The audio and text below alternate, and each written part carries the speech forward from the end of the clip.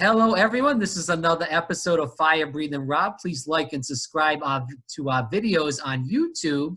But also, if you're listening on the radio, thank you so much. And we appreciate your support on the radio and also on YouTube. I have somebody on that I learned quite a bit about in the past couple of days. I researched her. This is Nita Wiggins. She is a journalism major. She worked in journalism all over the country. She is now in Paris teaching, and she has a book out, and she is the author of Civil Rights of Race, Sports, and Breaking Barriers in Journalism. Nita, thanks so much for coming on the program. Greatly appreciate the time. Thank you, Rob. Happy to do it, and so happy to talk with you because we have a lot of things that are top of mind right now, and I'm happy to participate. Well, thanks so much, Nita. Firstly, let's just talk about this. You moved to France. Obviously, you lived in the U.S. before that. How was it moving to France? I hear good things and bad things about France. Was it a culture shock? It was a culture shock, but it was something I was seeking. I was in the United States and working on television for 21 years. And because of covering the Tour de France and Lance Armstrong, I became aware of life here, and it's very different. But the reason I decided to move is that I needed and wanted something different, because the rat race and the struggle to keep doing what I was doing on television was so difficult that when my last contract ended, I knew that a French-speaking country would be in my future, and it turns out it is France. Right. I love the fact of the social safety net that is here. Right. I love the fact of the transportation, shared transportation. When I moved to Dallas, I was so happy to see that there was a train stop in front of my TV station. And I live not far from the train line. Right. But I found out and was told that I must drive my car to work so that I could also drive myself to do my interviews, right, instead of sometimes riding with the news team. And so for me, one of the things I enjoy so much is the transportation. And let me tell you this, as far as healthcare, yes, we do have a national health program, and anyone who wants additional healthcare can pay $8 to €15 a week. So it's $300 to $400 a year, yeah, to boost the health care. So I love that. Right. I've always been of the mindset of sharing, well, not always, in my 20s and 30s. I became more aware of sharing and giving and privilege. And that's the mindset that I now live under, and I'm enjoying that part of my French life. Let me throw in this other point about salaries here. A friend of mine works for the federal government in one of the cabinets. He has been on lockdown, like everybody, for 6 weeks, receiving full pay. 6 weeks, government workers, full pay. And then I was watching the news during the week, and 84% of the salaried employees, like the full-time employees, will get their salaries outside of government jobs. The government has been paying salaries for people who work for private business, 84% of that population. Imagine. There's less stress when your life is that way. So what was your take on the Yellow Vest movement? Can you inform the listeners, please? Absolutely, Rob. Those of us who share the policy ideas of Bernie Sanders, I know you're a Bernie supporter. I agree with the policy platform of Bernie Sanders about a living wage. Agreed. And the people who became known as the Yellow Vests were complaining that a new tax on gasoline and oil and all those things that they need to get to work, those costs were going up. Yet this president also decided to give the banks a boost Sound familiar? Yeah. Yet the people living in the rural areas of France were going to face higher charges just to go to work. There was a heartbreaking report that one of the TV stations did about a man and a woman who were married, and they were both yellow vest protesters. And the journalist went home with the couple, and in the apartment, the one-bedroom apartment, there was the living space, and then there was a bedroom. And the man and the woman said that they could not turn the light on in the living room and in the bedroom because the utility cost would go too high. And they explained about, when they used the oven, they'd leave the oven open to heat the apartment. Yeah. But these were the types of people who were going to pay higher costs with this new tax. Right. And that's who some of the people were. There were others who had different views, and that's why they were out protesting. But too many people in France and in Paris live what we say paycheck to paycheck. Yeah. Despite all of the social props that we have and the social protections, we still have some of those social ills. And the President Macron has not solved them. Right. When Colin Kaepernick did the kneel, that was being talked about with a Marine Beret who told him that that was the right thing to do, was not to, put your head down or sit down. It was to kneel, and that was respectful. We kneel in church. We kneel for all kinds of different things, but for him to kneel on the football field, Tim Tebow kneeled. He was a religious person. He kneeled on the field, and, he did get some playback about being religious and stuff. But, most people, praised him for doing that. But if it's a black person that does it, it's some big hoo-ha because they want to stand up for what's right. This was supposed to be a country that was, you're free to do whatever you want. We're free to burn the flag if we want. But, kneeling is a big issue. What's your take on it? On the importance of kneeling, or it's civil disobedience. And we have a right to peaceful protest. And the point that some people made about the stadiums, who paid for those stadiums? Taxpayers. Taxpayers. And so it's for me, it's just time. Well, I know that Colin Kaepernick has tried to get back into the league. Who knows if that will ever happen? It's like Craig Hodges. Of course, Craig Hodges won a championship with Michael Jordan and the Bulls. Oh, yeah. Right. And when the team went to visit George H.W. Bush won, Hodges wore an African shirt, as he did most of the time. And he was not allowed to give the president a letter that he wrote to describe what he thought was happening to black people, or maybe to people in disadvantaged situations. Craig Hodges never played another NBA game. Wow. He wins a championship with the Bulls. Yeah. He never wins, and he never plays another NBA game. I have my sports students focus on Craig Hodges. He wrote a book about his experience. And so that's one of the things that I find important in my new life.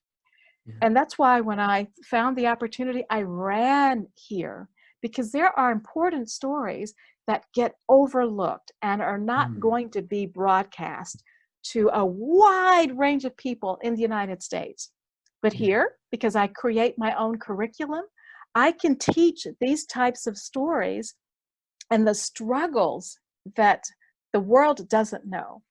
I can teach those to students from around the world, and then more people will know. So Colin Kaepernick is following what Craig Hodges did, and he never played again. And Curt Flood, the same thing in Major League Baseball. Curt Flood opened free agency because he sued Major League Baseball, and he won. He sued for his rights to determine whether he would take a contract or refuse a contract. And so people don't know these things. Right. Colin Kaepernick is doing the same thing.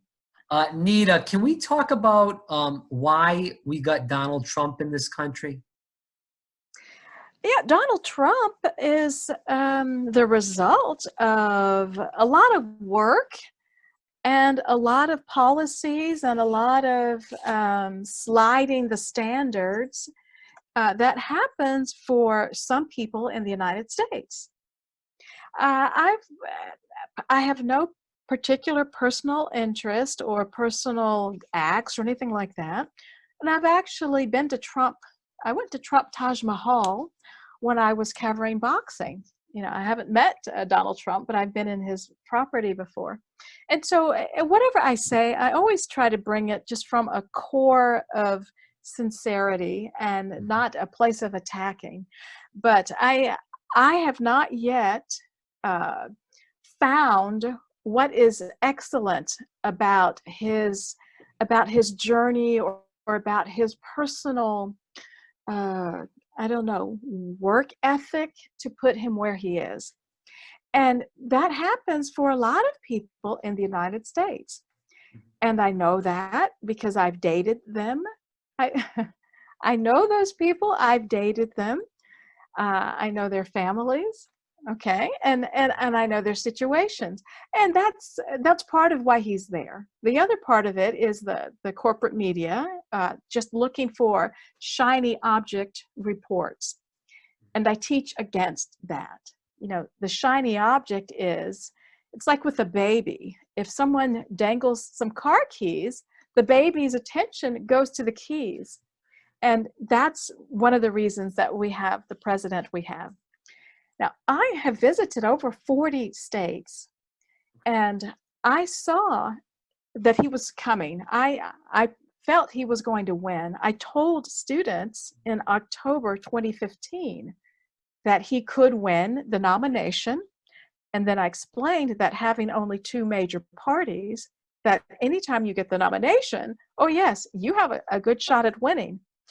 But I visited so many places around the country, and I saw that people were not living at a high quality of life. My friends in France always say, but in America, life is great. And I said, no, everybody is not Beyonce. Everybody is not, the Black people are not Beyonce and Jay-Z. And I said, those are all illusions. That's not the real life. And because I had seen in West Virginia, Ohio, and Kentucky, where I worked for 3 years, I knew people weren't living their lives at a good level. That's why we have the president we have. We've had 30, 40 years of policies that gave an extra foot up to people who already had several feet ahead of everybody else in advantages. I think Barack Obama had a chance to be one of the best presidents we ever had, and not, due to the Republican obstruction and also due to issues that him letting in all these Wall Street fat cats into the White House screwed up his presidency and led to Donald Trump. Do you agree with that part of it? Yeah, well, let me go back about the 30 to 40 years.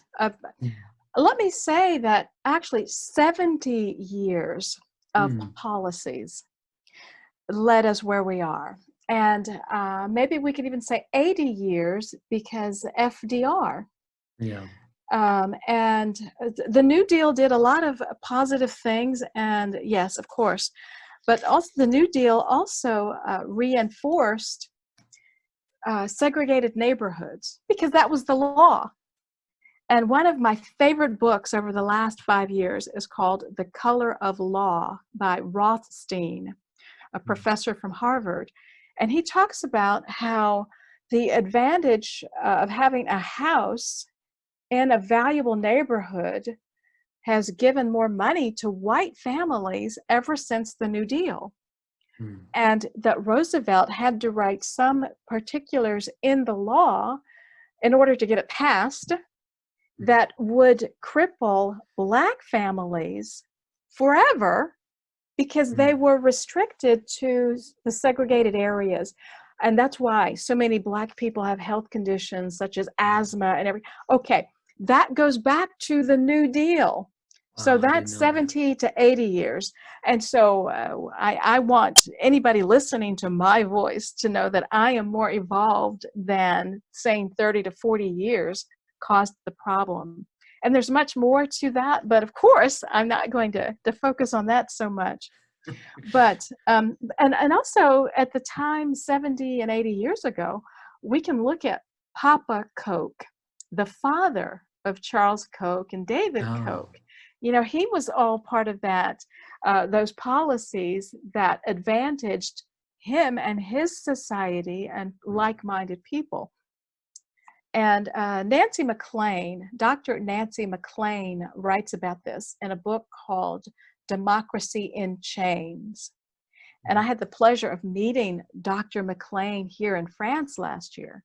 So those are some of the roots. But let's talk about President Obama and even his choice for Attorney General. So you mentioned Larry Summers, but we need to talk about Eric Holder, who came from Wall Street and returned to Wall Street.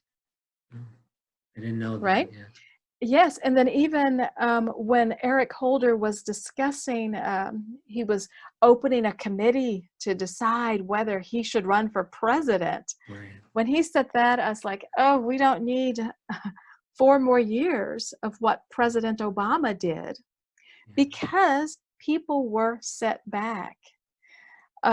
When President Obama came in, yes, of course we had the crisis, and there were many things that politically held him up, but then there were some successes.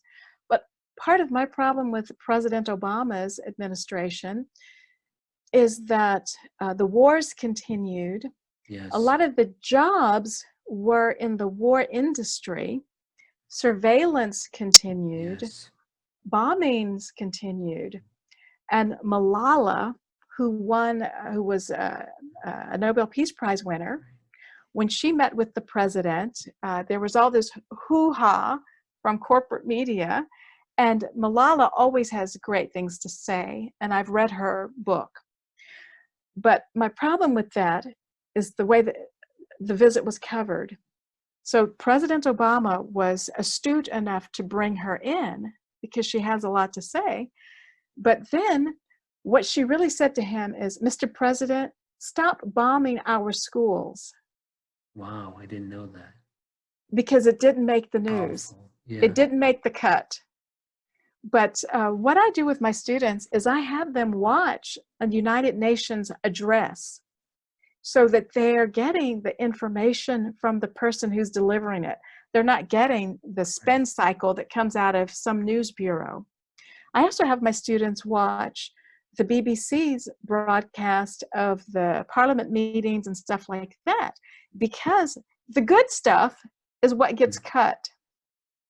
And so that the country recovered for sure under President Obama, but he could not have, or maybe I'll just give him more agency.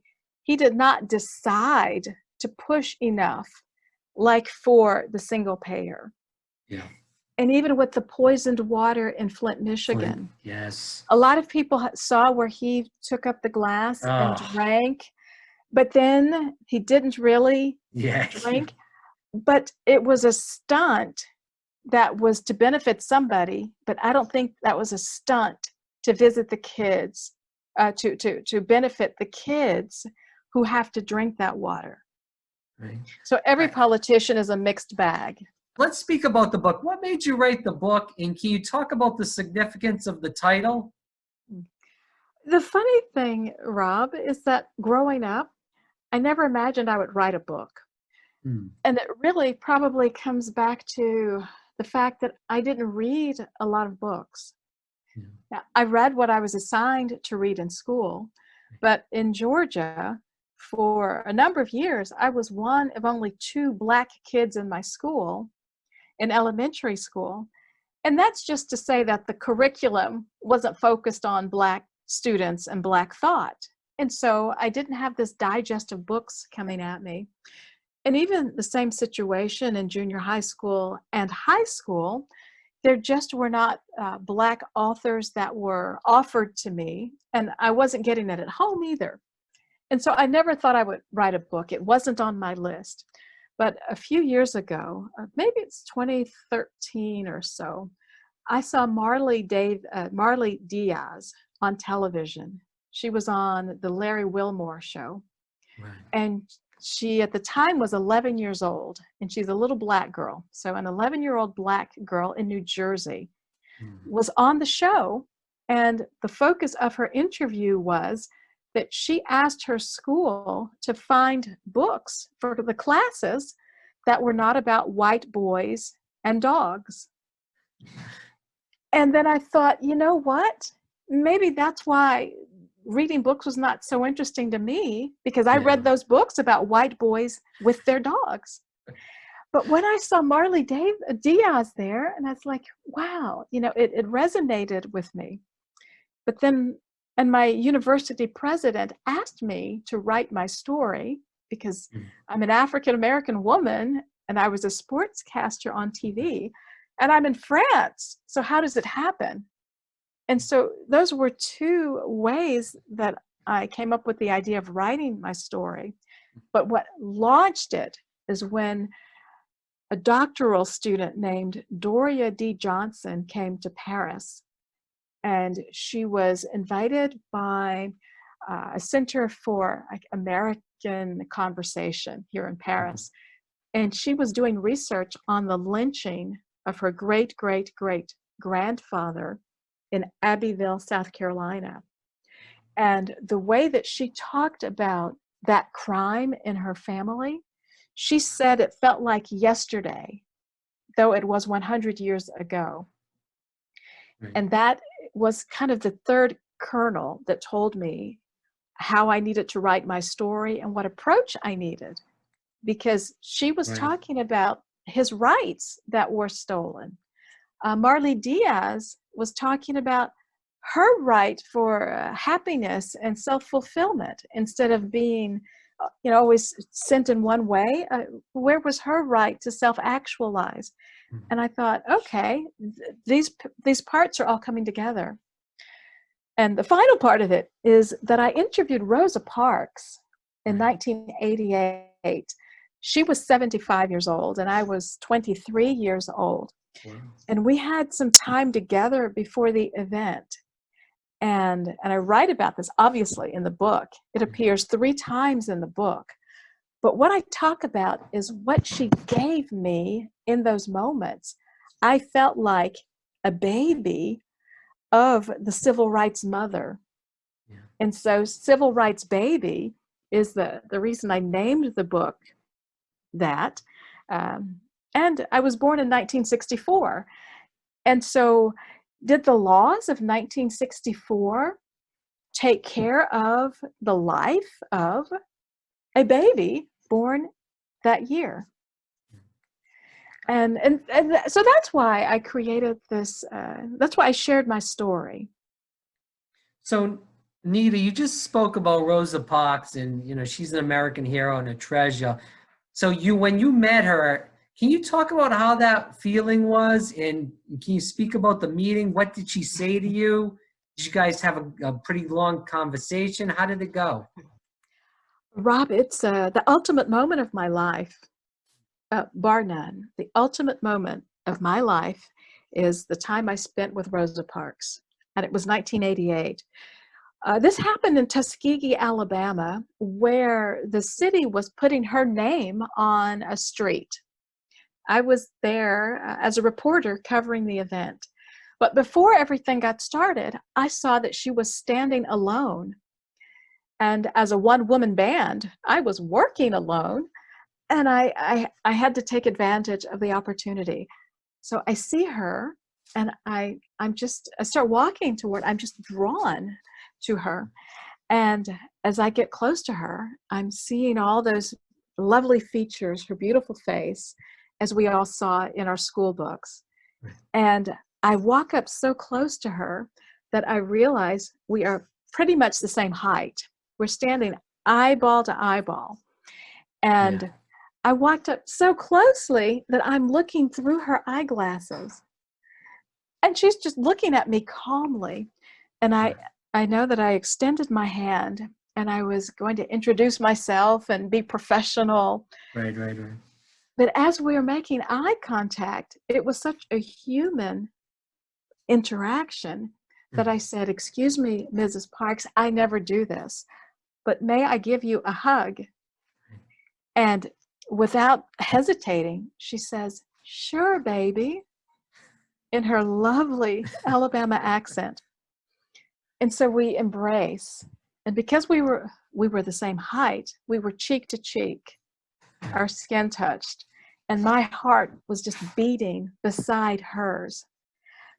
And everything disappeared. I heard nothing.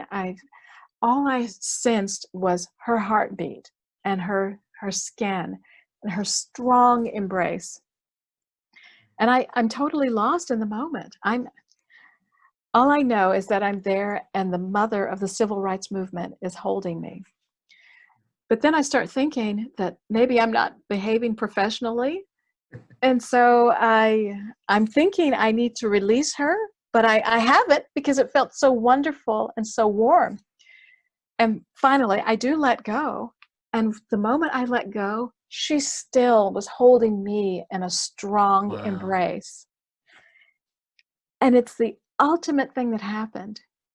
And it was 30 years later that as I was thinking back and writing that part of the book, I said that there was something she was giving me and that she instinctively was trying to give me something. And what I decided that was to develop my voice and to speak openly about these policies that people need, because that's what she did. She never had children. She and her husband, Raymond Parks, did not have a family. And so 30 years later, when I'm thinking about that, I asked myself, was she transferring something to me? Was that her intention? And had she been doing that to other people? And whatever the answers are, I decided I needed to take up that mantle and talk about what is unjust and what we need to work on when we have power and a platform.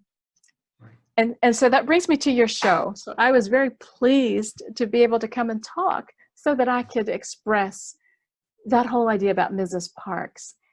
And finally, she spent 70 years as an activist.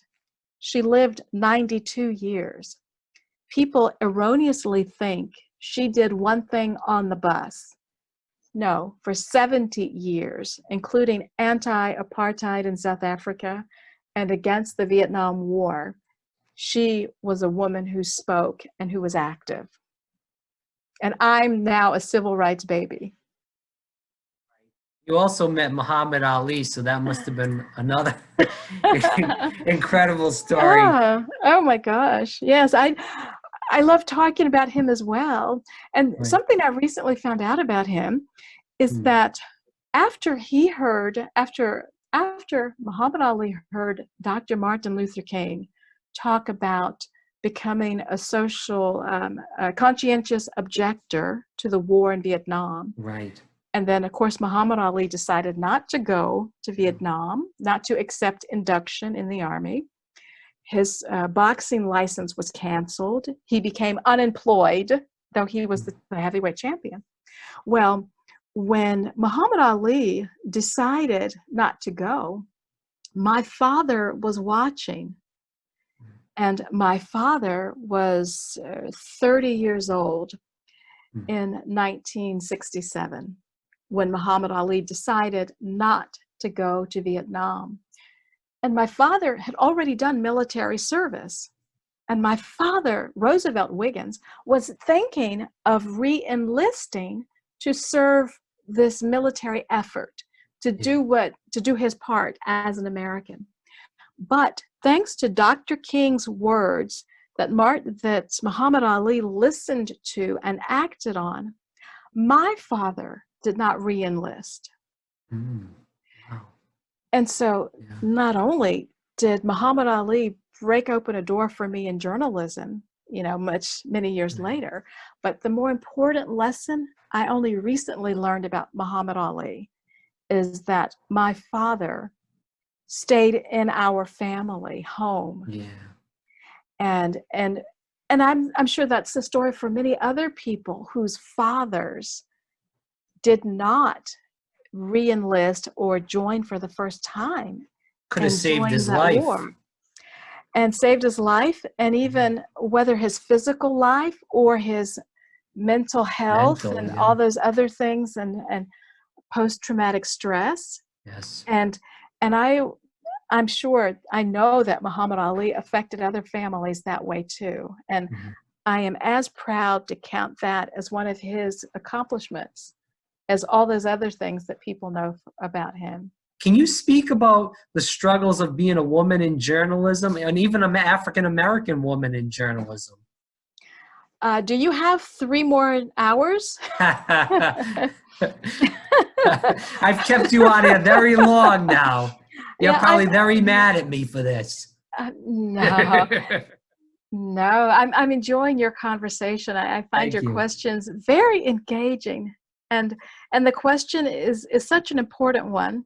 Yeah. But my asking about 3 hours is just the fact that it's there's a lot In to depth, say. yeah. Yeah, Right. but what I want to attack with that type of question is that what I loved about sports as a little girl, when I watched with my father, we would see a competition, we would see a result.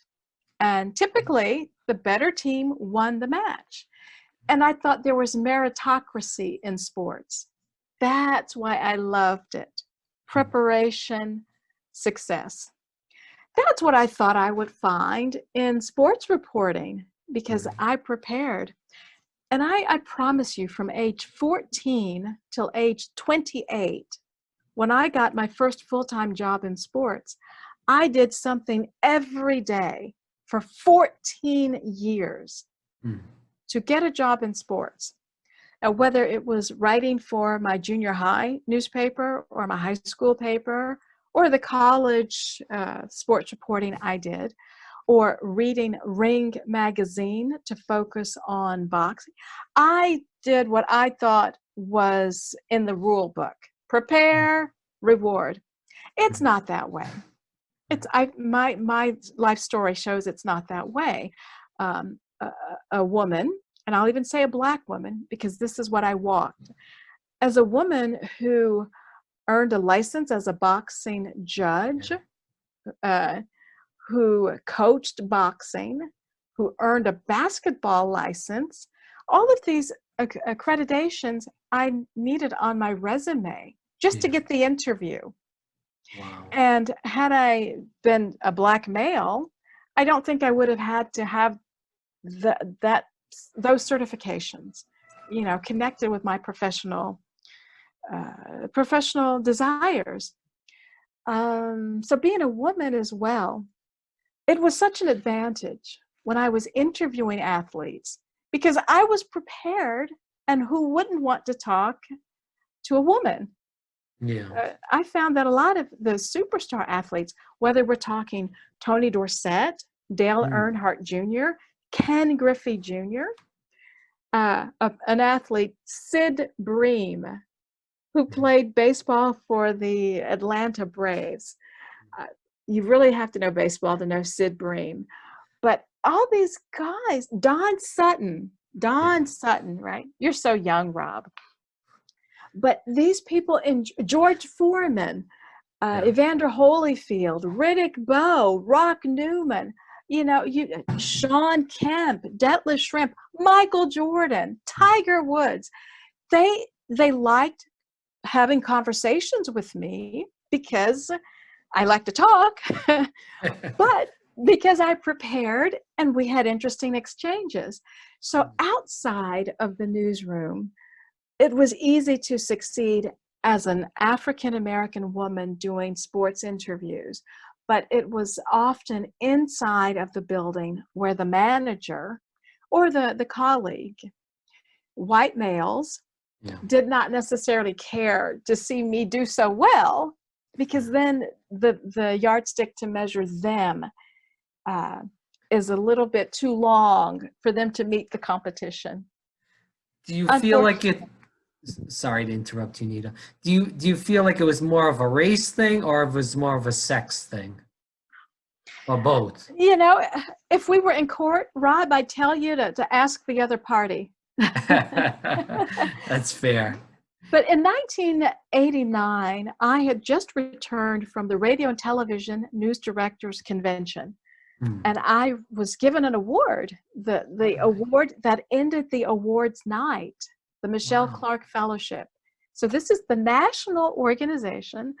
I get the award that closes the program.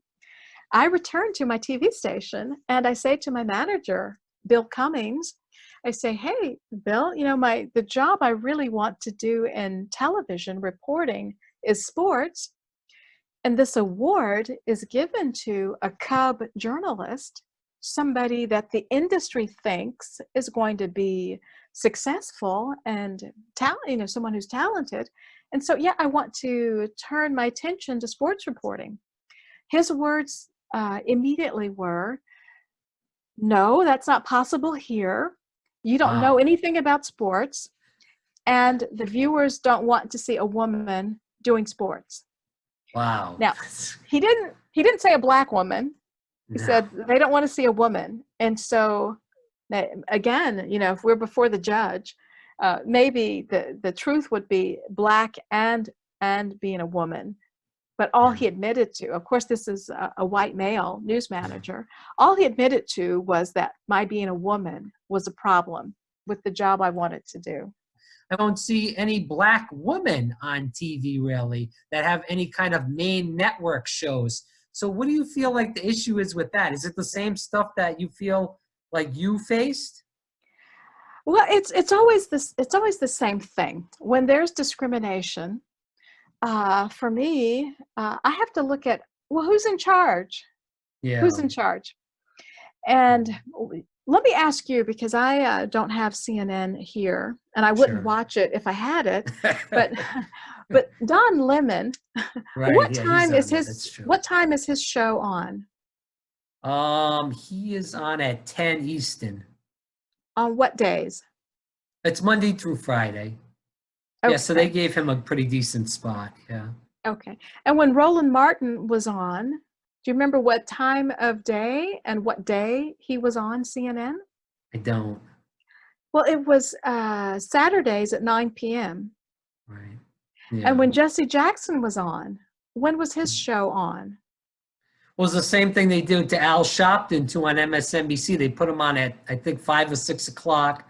And then, you know, they got rid of him, put him on at like 8 a.m. Saturday morning. So I get where you're going with this.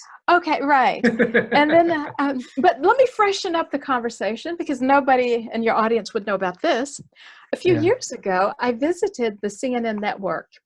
I was traveling with a friend from Paris, and we went to Atlanta. He really wanted to go see CNN. So we take the tour, and we paid like $39 a person. Wow. Jeez. Jeez, I know. But, you know, it was a vacation. And my friend really wanted to go. I visited CNN years ago because I had an interview at CNN years ago. So we enter, and if I have it clear in my mind, we go up, we take an escalator to a very tall escalator. We go. We finally get to the top. And then, so we're going to, we leave the escalator, and everybody's in a holding area, and we see all the screens, and, you know, I know all this stuff. I've seen that before. And then we go into kind of a viewing room, and we can watch through the window what's going on in the control room. Okay. And then we start the tour, and the guide says, well, we took the tall escalator so that we can go downstairs instead of climbing. Everybody said, oh, good. So we enter, and on that first landing, there's this huge Anderson Cooper mural. His face is the size of the wall. Wow. And, so then we go down, and then we look through some windows. You're not allowed to go into any of the working areas, workspaces, because they're busy, Yeah. And we go down this, and we paid $39, right? We go down to another landing. Anderson Cooper! It's like, he's the one-man band, right? Again, Wow. he's the focal. And then by the third landing, we see Wolf Blitzer and Anderson Cooper. And so by then I'm thinking, well, who are the women, right? Yeah. And then we go down. So we go 5 landings, and there's a white woman who I didn't recognize. And then we finally get to sit down in the area right in front of the souvenir place so that we could all look at what we were going to buy in addition to having bought a ticket. So the tour guide discussed a few things and answered questions. And I said, so so when we looked through the windows on the different floors, we could see people working. And the guide said, and this person is the news decision maker. Maybe she said news manager or news producer or something for this show. And then we get downstairs, and I said, well, who is the highest ranking woman at CNN? And she says, well, it was, somebody in one of those news producer jobs. I said, no, that's a newsroom job. Who is the highest ranking woman inside of CNN and on the executive level? She says, I don't know. So she pretty bad she texted, tour guide. Well, she texted somebody, and there was no answer. There was no one other than a woman working on a show. So not a woman in an executive position. And then I said, so then who's the longest serving on-air woman at CNN? She goes, I don't know. So she had to, and I said, and who was that woman that we saw on the stairwell? And it was either Kate Bolden or Brooke something, yeah. Right, okay. Either one. And I said, but neither one is the longest serving woman because so she had to check. The answer is Frederica. I don't know. She's a Black woman. She's a presenter, Frederica, and I wish I could think of her last name. She's on air?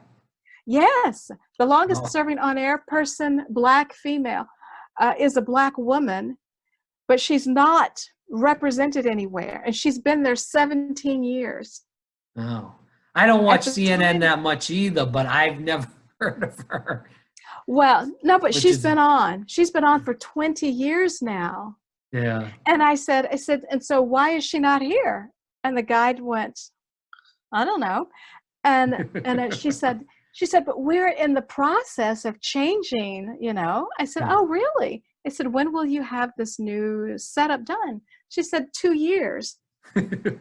I said, you're a TV station. You could have it in 24 hours. So this answers your question about being an African-American woman and where are they?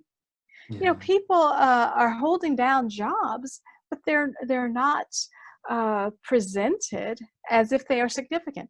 It's like the voting and the Democratic Party.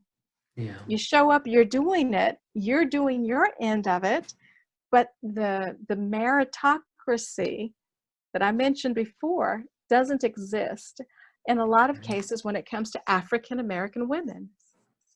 I agree. Thank you for that, and thank you for all your time. We definitely got to do this again, a little bit on a shorter time frame, but again, I appreciate the time. I really enjoyed it.